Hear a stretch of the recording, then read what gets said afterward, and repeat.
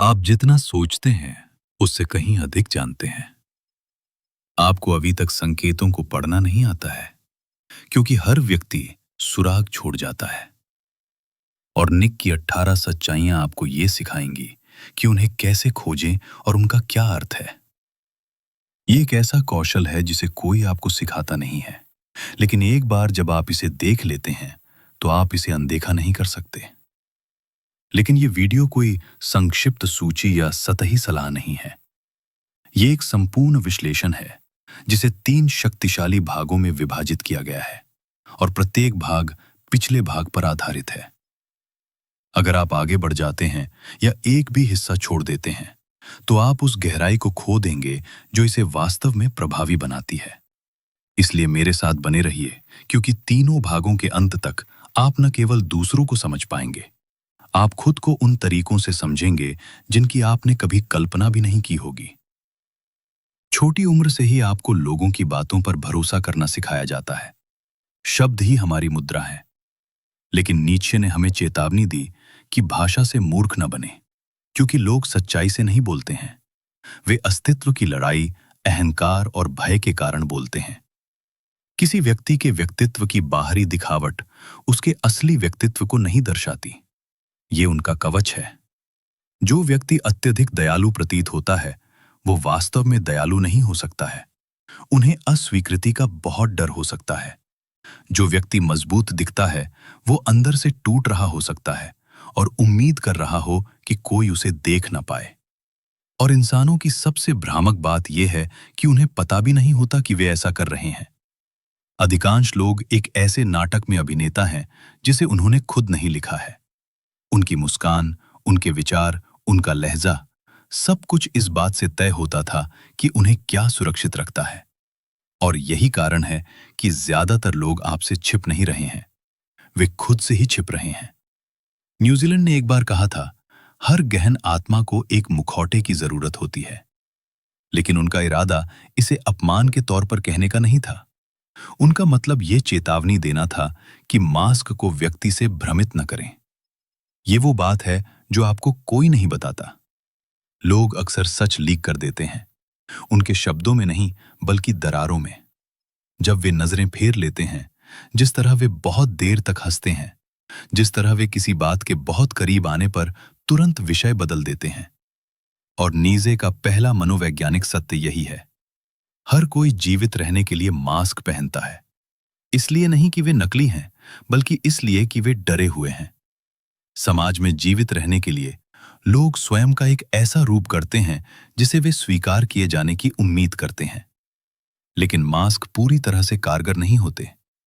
वे फिसल जाते हैं और सच्चाई का पहला संकेत तनाव होता है। इस बात पर ध्यान दें कि किस बात से कोई व्यक्ति असहज महसूस करता है। असली व्यक्ति की शुरुआत यहीं से होती है। दूसरा, किसी व्यक्ति को दूसरों में जो बात नापसंद होती है उससे पता चलता है कि वो खुद में क्या छिपा रहा है। ये नीत्शे की सबसे तीक्ष्ण अंतर्दृष्टियों में से एक है, प्रक्षेपण। जब कोई व्यक्ति लगातार अहंकार का उपहास करता है तो अक्सर वो अपने आत्मसम्मान को लेकर असुरक्षित होता है। जब कोई व्यक्ति दूसरों में बेईमानी की ओर इशारा करते रहने से नहीं रुकता तो आमतौर पर वो एक ऐसे सच को छिपा रहा होता है जिसका सामना उसने खुद नहीं किया होता। हम दूसरों में उन चीजों से नफरत करते हैं जिन्हें हम खुद में स्वीकार करने से डरते हैं। इसलिए जब आप किसी को समझना चाहें तो सिर्फ इस बात पर ध्यान न दें कि वे किन चीजों की प्रशंसा करते हैं, वे किस बात की आलोचना करते हैं और क्यों करते हैं, इस पर गौर करें। तीसरी बात, मौन शब्दों से कहीं अधिक प्रकट करता है। नीजे का मानना था कि बातचीत से सच्चाई सामने नहीं आती। दरअसल वो भाषा को भीड़ का एक उपकरण मानते थे, जिसका इस्तेमाल अक्सर वास्तविकता का सामना करने से बचने के लिए किया जाता था। जब कोई जवाब देने से पहले रुकता है, जब वे कुछ विषयों से बचते हैं, जब वे गहरे सवालों के संक्षिप्त रटे रटाए जवाब देते हैं, तो वह मौन भाषण से कहीं अधिक प्रभावशाली होता है। जो व्यक्ति अपनी कमजोरियों को छुपाने से बचता है वो अपने डर के बारे में सब कुछ उजागर कर रहा होता है। चौथा, अत्यधिक सद्गुण अक्सर अभिमान का छिपा हुआ रूप होता है। उस व्यक्ति से सावधान रहें जो अपनी पवित्रता का जोर शोर से बखान करता है, जो हमेशा दूसरों को सुधारता रहता है, जो हमेशा उपदेश देता रहता है। नीचे ने इसे सत्ता की लालसा का छिपा हुआ रूप बताया। कभी कभी नैतिकता श्रेष्ठता का मुखौटा बन जाती है। जितना अधिक दिखावटी नैतिकता का ढोंग किया जाएगा, उतनी ही अधिक संभावना है कि उसके पीछे कुछ छिपा हुआ है। सच्ची अच्छाई को प्रशंसा की जरूरत नहीं होती। 5. लोग पहले आपसे झूठ नहीं बोलते, वे खुद से झूठ बोलते हैं। इससे सब कुछ बदल जाएगा। लोगों से सुनी जाने वाली झूठी बातें, मैं ठीक हूं, मैं इस पर हूं, मुझे परवाह नहीं है, ये झूठ आपको चोट पहुंचाने के लिए नहीं बोले जाते। ये ऐसे झूठ हैं जिनका उन्होंने इतनी बार अभ्यास किया है कि अब वे उन पर विश्वास करने लगे हैं। नीचेजे ने आत्म धोखे को बुराई के रूप में नहीं, बल्कि बचाव के रूप में समझा। एक पीड़ादायक दुनिया में भी काम करते रहने का एक तरीका। इसलिए जब किसी की कहानी पूरी तरह से मेल न खाए, तो ये न माने कि वे आपको धोखा देने की कोशिश कर रहे हैं। उन्हें यह एहसास होना चाहिए कि वे लंबे समय से खुद ही ऐसा कर रहे हैं, और यही बात उन्हें पढ़ना संभव बनाती है, क्योंकि विसंगतियां ही सच्चाई को उजागर करती हैं। 6. जहां कोई व्यक्ति खुद को श्रेष्ठ समझता है, वहां वो अपनी हीनता को छिपा रहा होता है। ये बिल्कुल निजा है। उनका मानना था कि श्रेष्ठता अक्सर अत्यधिक क्षतिपूर्ति होती है। अगर कोई व्यक्ति आपको लगातार अपनी उपलब्धियों की याद दिलाता रहता है, तो संभवतः उसे डर है कि वह पर्याप्त नहीं है।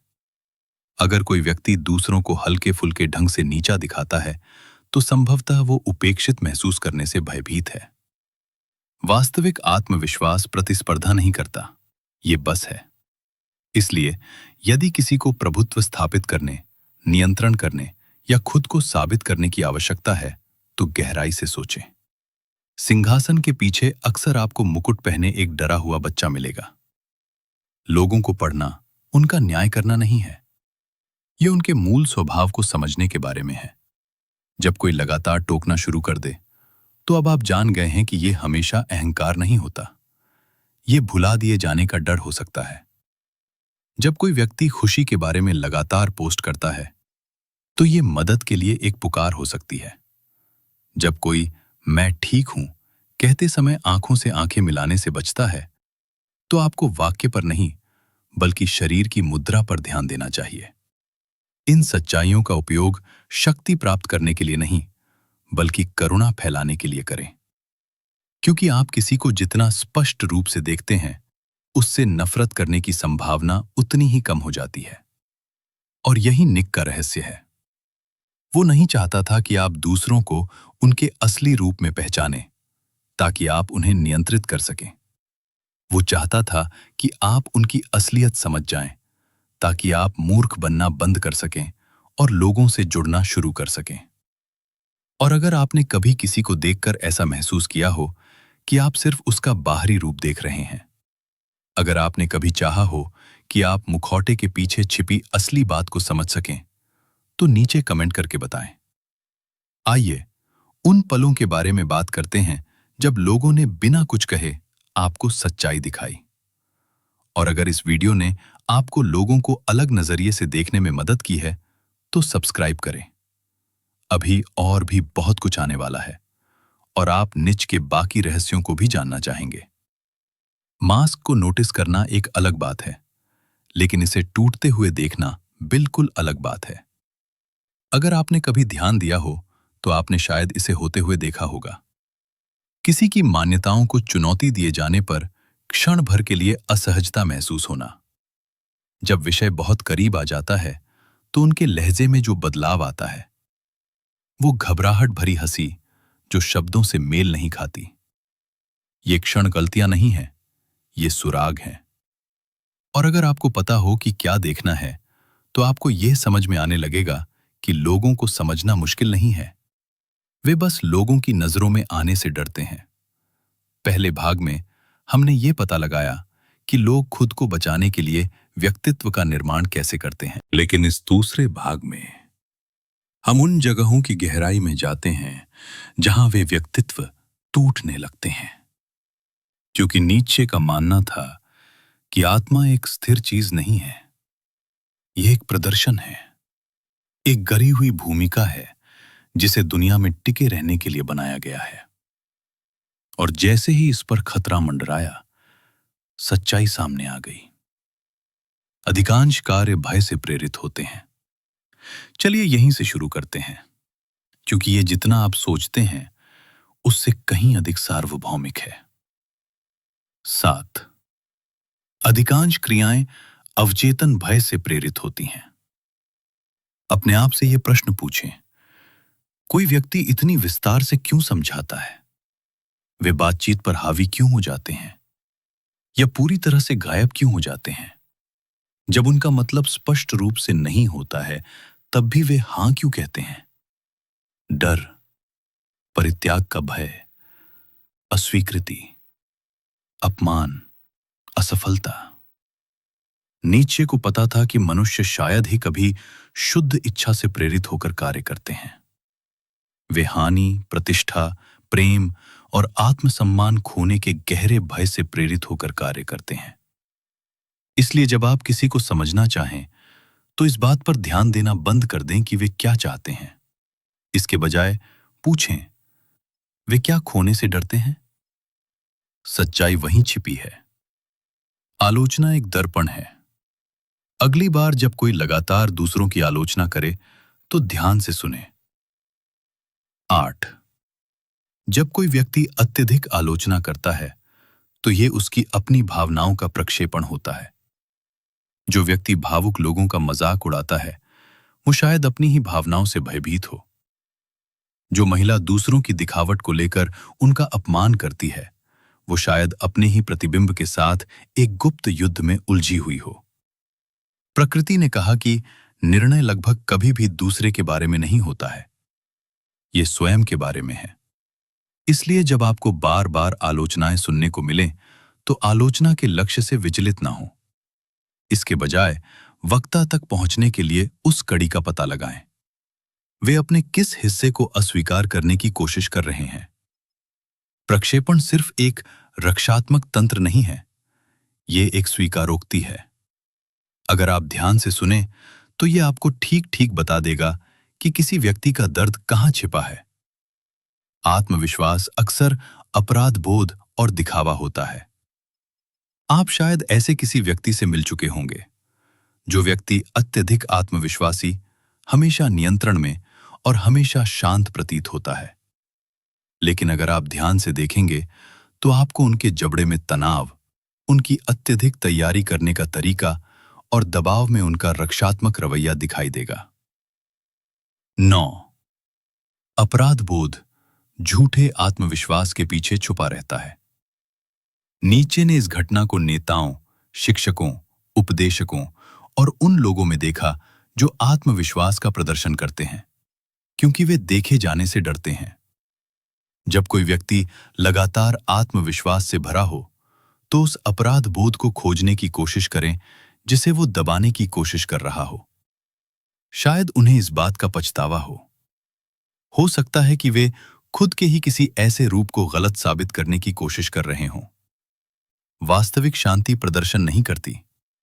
इसलिए जब कोई व्यक्ति बहुत अधिक आत्मविश्वासी दिखे, तो उससे डरे नहीं, उत्सुक बनो।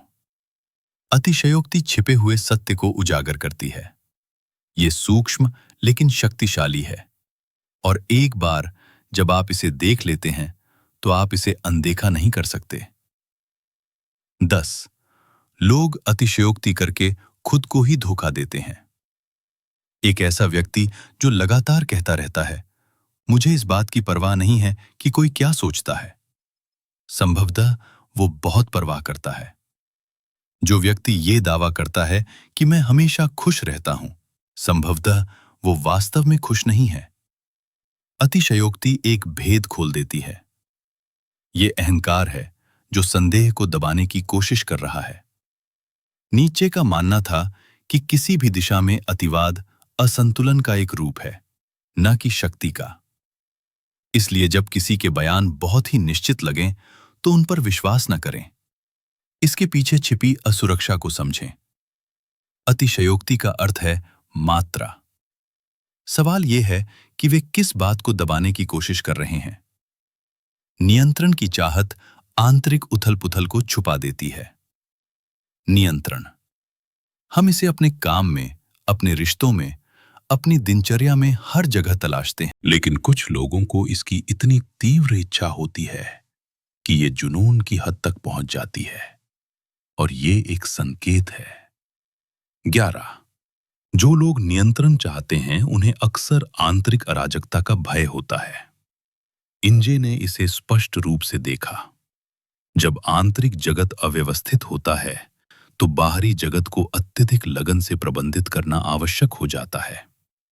अगर कोई व्यक्ति हर छोटी छोटी बात पर बारीकी से नजर रखता है, अगर वो बदलाव को संभाल नहीं सकता, अगर वो शक्तिशाली महसूस करने के लिए दूसरों पर हावी होता है, तो इसका मतलब ये नहीं है कि वो मजबूत है। ऐसा इसलिए है क्योंकि उनके अंदर कुछ ऐसा है जो उनके नियंत्रण से बाहर महसूस होता है। इसलिए नियंत्रण करने वाले व्यक्ति से डरने के बजाय उन्हें वैसे ही देखें जैसे वे वास्तव में हैं। किसी को इस बात का गहरा डर है कि जिस क्षण वे इसे छोड़ देंगे सब कुछ बिखर जाएगा। बाहरी आवरण जितना सख्त होगा, आंतरिक व्यक्तित्व उतना ही नाजुक होगा। प्रदर्शन एक स्कूल के खालीपन का छिपा हुआ रूप है।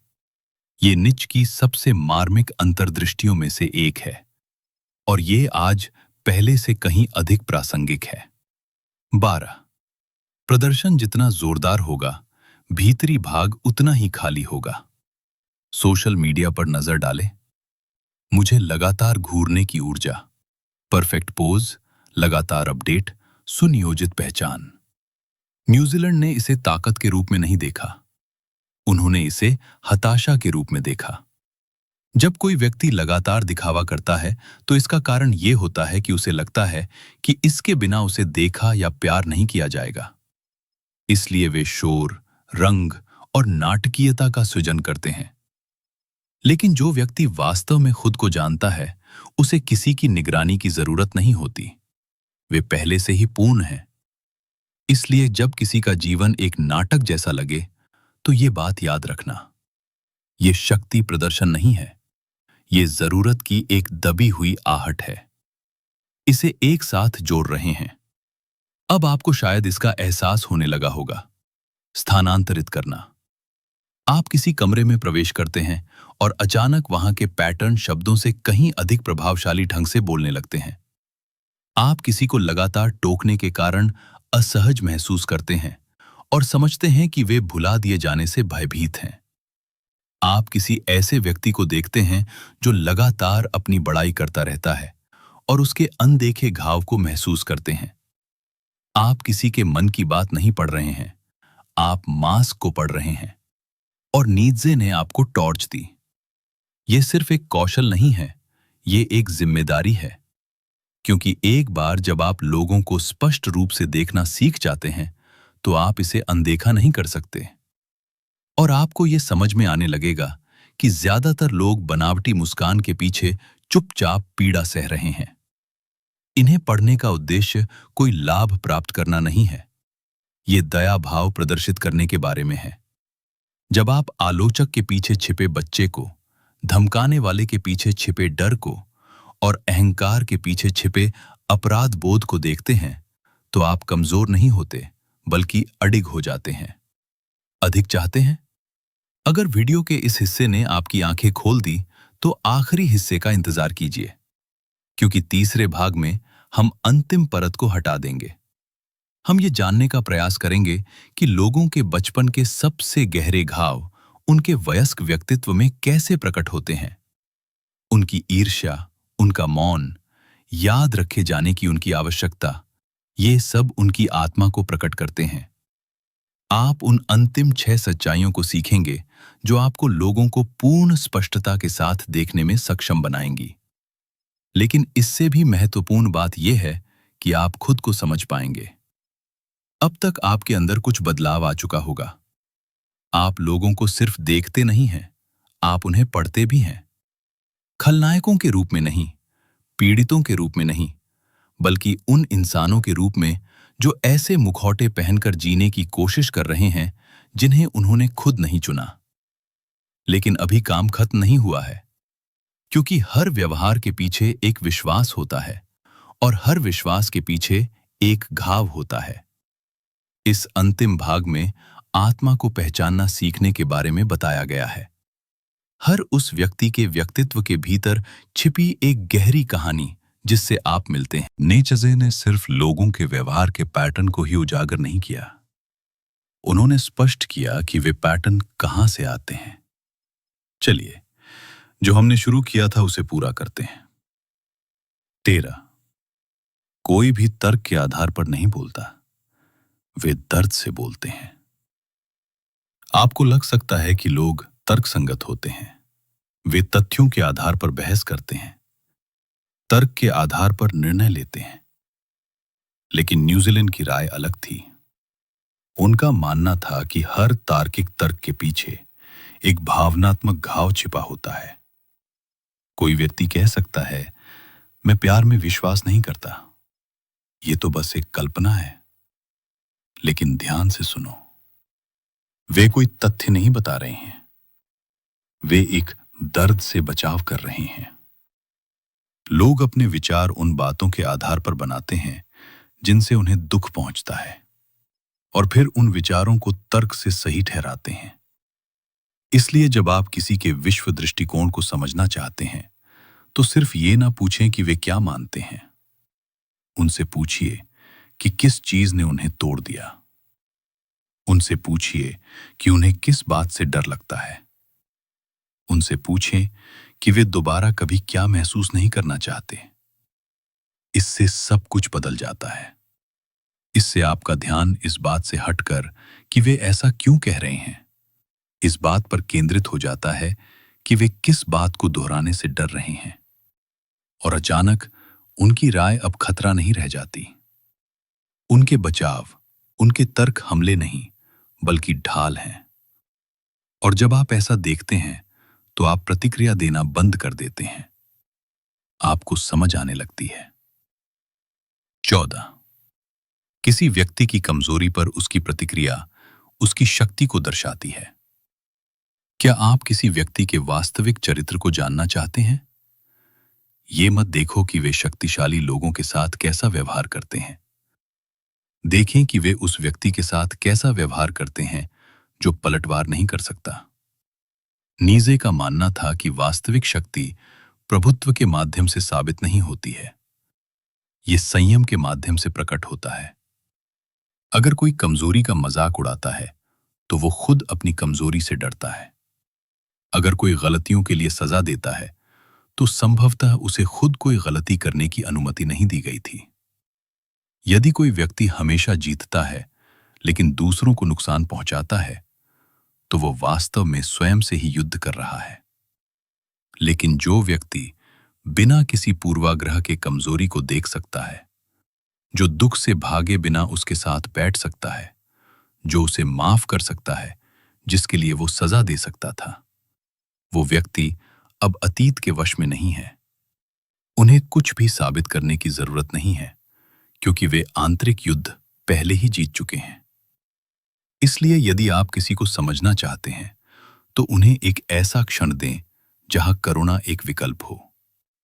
उस क्षण में वे जो करेंगे, जब किसी को भुला दिए जाने का डर होता है तो वे ध्यान आकर्षित करने की कोशिश करते हैं। क्या आप कभी ऐसे किसी व्यक्ति से मिले हैं जिसे हमेशा ध्यान आकर्षित करने की आवश्यकता होती है? वे जिस भी कमरे में प्रवेश करते हैं, जो भी कहानी सुनाते हैं, जो भी पोशाक पहनते हैं, सब कुछ चिल्लाता है, मुझे देखो। पहली नजर में तो ये आत्मविश्वास जैसा लगता है, लेकिन नीत्शे ने इसकी भनक देख ली थी। उनका मानना था कि ध्यान आकर्षित करने की भूख अक्सर किसी गहरे भय से उत्पन्न होती है। अदृश्य हो जाने का डर, मिट जाने का डर, बिना कोई छाप छोड़े जीने और मरने का डर। इसलिए लोग शोर मचाते हैं क्योंकि उन्हें यह पसंद है, लेकिन इसलिए नहीं कि वे सन्नाटा बर्दाश्त नहीं कर सकते। जिस बच्चे को नजरअंदाज किया गया, वही बड़ा होकर इसकी भरपाई करने वाला व्यक्ति बन जाता है। और सीधे तौर पर प्यार मांगने के बजाय वे प्रदर्शन, नाटक या अराजकता के माध्यम से अप्रत्यक्ष रूप से इसकी मांग करते हैं। इसलिए जब आप किसी ऐसे व्यक्ति को देखें जो हद से ज्यादा व्यवहार कर रहा हो, 16 वे अक्सर उसी व्यक्ति पर हमला करते हैं जिससे वे ईर्ष्या करते हैं। निक की सबसे साहसिक सच्चाइयों में से एक और जिसे स्वीकार करना सबसे कठिन है, वह ये है, लोग हमेशा नफरत की वजह से हमला नहीं करते। वे अक्सर इसलिए हमला करते हैं क्योंकि वे प्रशंसा तो करते हैं, लेकिन उन्हें लगता है कि वे कभी उनके जैसा नहीं बन सकते। प्रशंसा करने की तुलना में आलोचना करना आसान होता है। इसलिए जो व्यक्ति किसी सफल व्यक्ति को नीचा दिखाता है, जो किसी आत्मविश्वासी व्यक्ति का मजाक उड़ाता है, जो किसी स्वतंत्र व्यक्ति के बारे में गपशप करता है, वो केवल मतलबी ही नहीं होता, बल्कि वो स्वयं पीड़ा में होता है। क्योंकि किसी ऐसे व्यक्ति को देखना जो आपके उस हिस्से का प्रतिनिधित्व कर रहा हो जिसे आपने त्याग दिया है, आपको उस चीज की याद दिलाता है जिसे आपने खो दिया है। इसलिए हम दूसरों का जश्न मनाने के बजाय उन्हें नष्ट कर देते हैं। लेकिन ईर्ष्या तो बस अनकही इच्छा है। ये आत्मा की ओर से ये कहने जैसा है, मैं भी यही चाहती हूं, लेकिन मुझे नहीं लगता कि मुझे इसकी अनुमति है। यदि आप दूसरों में ये गुण देख सकते हैं, तो आप तुच्छ घृणा से अप्रभावित हो जाते हैं। यदि आप इसे अपने भीतर देख सकते हैं, तो आप मुक्त हो जाते हैं। 17 लोग अपने बचपन के अनुसार व्यवहार करते हैं, न कि अपनी मान्यताओं के अनुसार। आपने ये कहावत तो सुनी ही होगी, लोग बदलते नहीं हैं। लेकिन नीत्शे कहते थे, लोग दोहराते हैं।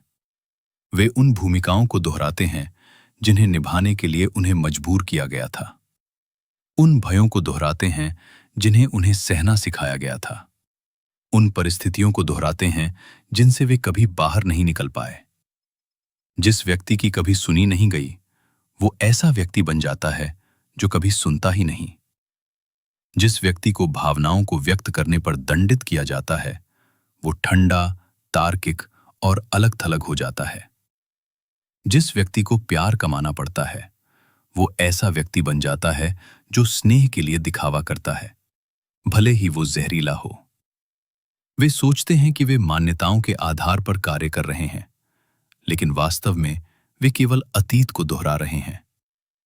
इसलिए यदि आप किसी को समझना चाहते हैं, तो केवल ये न देखें कि वे कौन हैं, ये पूछें कि उन्हें क्या बनना पड़ा, क्योंकि व्यवहार केवल जीवनी है। और हर वयस्क के पीछे एक बच्चा होता है जो अभी भी सुरक्षित महसूस करने की प्रतीक्षा कर रहा है। 18 उनके व्यवहार के तरीके एक स्वीकारोक्ति हैं, यदि आप सुनना जानते हैं। यही अंतिम सत्य है और ये सब कुछ बदल देता है।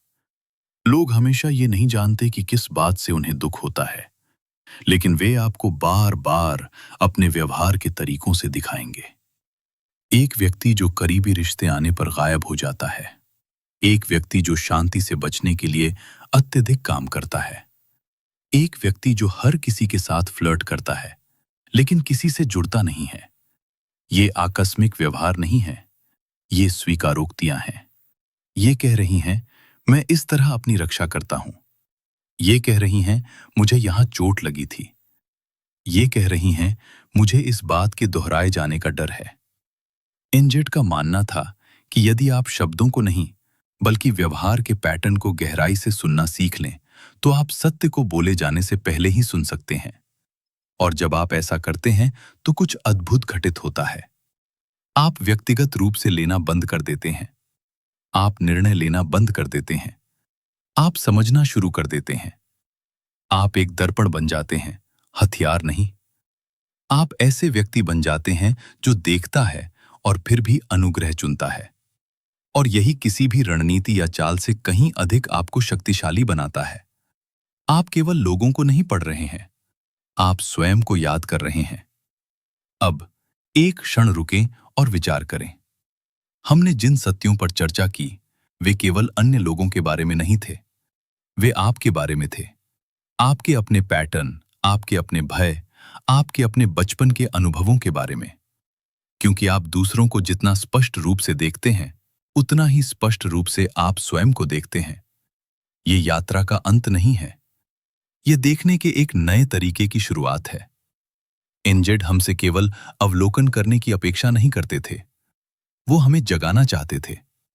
ये जानना चाहते थे कि हम दूसरों में जो कुछ भी देखते हैं, वो हमारे भीतर भी मौजूद होता है, और हम जिस चीज की प्रशंसा करते हैं, उसे हम अपने अंदर समाहित करना चाहते हैं।